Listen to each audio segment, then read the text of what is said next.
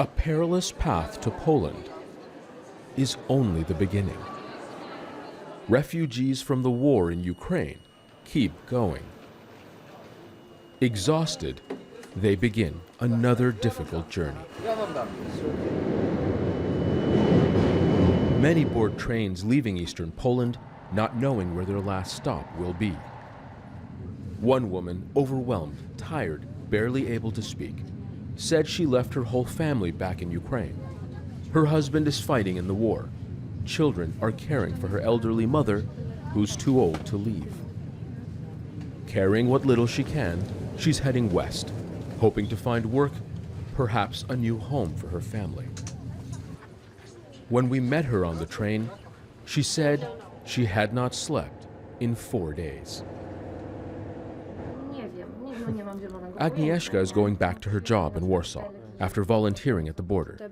She was mostly greeting refugees. For example, yesterday I saw a woman with her grandson and she was crying, so I sat upon to her and we were talking a little bit. I don't know Ukrainian language, but it's similar to Polish language, so she was talking about her family, her husband, her home that she has left now. So the support, emotional support, is something that I think they need the most.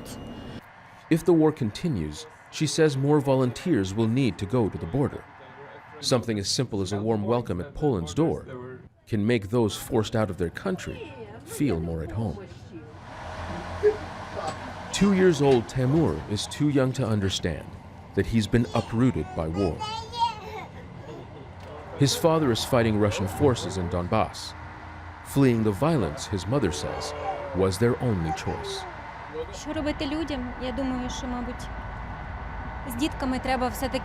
What can people do? Now they can only run with their children.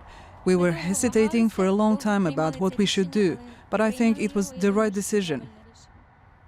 Every train going west is filled with stories of lives torn apart by war. Millions of vulnerable civilians forced to find a fresh start. Once the train pulls into Krakow station, people step off the platform into a kind of controlled chaos. Now, it is hectic here, but there is help to be had. There's volunteers handing out food, available to answer any questions people might have, and helping people register to find a place to live. On the train, some do find their way. Overhearing her story, Agnieszka, far from the border but still helping, offers a ride and a place to stay to a new friend. Safe passage and safe haven. New beginnings in Krakow, a city that has known war, now a place of refuge and resistance. Not to close the sky! Not to close the sky! Zein, Basravi, Jazeera, Krakow, Poland.